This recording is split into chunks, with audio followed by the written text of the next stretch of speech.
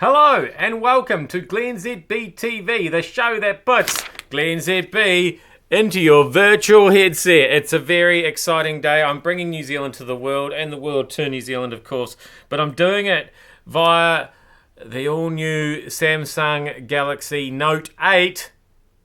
I can't really tell you much about it because I've only had it for about 3 seconds, but come on. That's the coolest phone in the world. It's certainly one of the most expensive.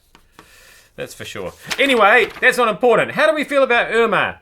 Because you know that sometimes the name means a lot. And so I looked up some famous Irmas because although I have heard of the name Irma before, I couldn't really think of any off the top of my head. There's one called Irma P. Hall who was a movie actress. She was in Soul Food and Gift for the Living. Yeah, I don't know either of those movies either. But, she was in The Lady Killers with Tom Hanks. Do I remember that one? I've heard of Tom Hanks. Anyway, does Irma P. Hall mean business? I don't know, but she was born in Beaumont, Texas. Yes, that's right, one of the worst hit cities in Texas. So that's weird.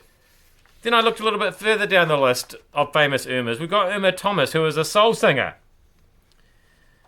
Known as the Soul Queen of New Orleans. Can that be true? Birthplace, Ponchatoula, Louisiana. So I think when it comes to Irmas and hurricane zones, look out. That's all I'm saying. I've done a lot of research into this next story. The most famous and well-loved royal couple, really, aren't they? William and Kate.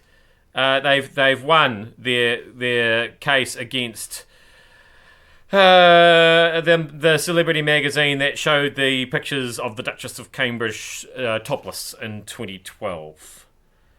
Now, of course, I go to every length basically to research these stories. So if you don't know the pictures I'm talking about, here's one of them there. That's her there, as you can see. I feel like these pictures sort of tell a story. It was like, there I am, topless, putting sunscreen on my pasty prints. And, hang on. Is there somebody taking a photo of me? Yes, I think there is. And then quickly, go and put my top back on. That's an unusual shot, that shot, to be honest. So anyway, you get into big trouble for publishing pictures like those for all the world to see. You get fined 45,000 euros for publishing those, showing. Let's just forget we did that story. Hey, how do you get to be a judge at the New Zealand Chocolate Awards? 18 experts are tasting 120 different New Zealand handmade chocolates. Oh, not necessarily handmade, just New Zealand made. And chocolate products. For the lemon meringue pie chocolate. Oh my god. Honey and rosemary. Don't know about that. Ginger and sesame. Is this chocolate or sushi? Black Doris plum. But, yeah. The organiser, Nicola McConnell, says the judging is actually a tough job. I wonder if she said that with a straight face. She says it's a bit like an exam.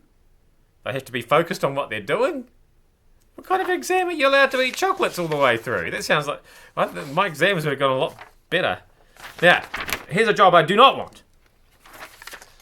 The Western Bay of Plenty Police have located thousands of dollars worth of beehives following a number of burglaries in the area recently. They've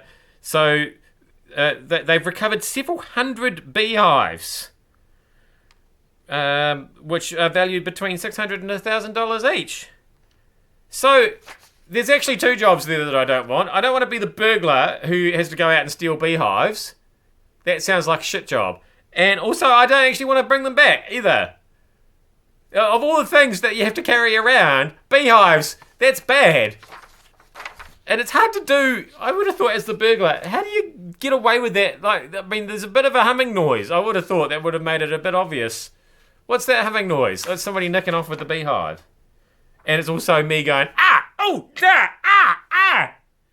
as you carry it. So yeah, no, let me put it this way. I would rather sample and judge chocolate than steal or recover beehives, given the choice.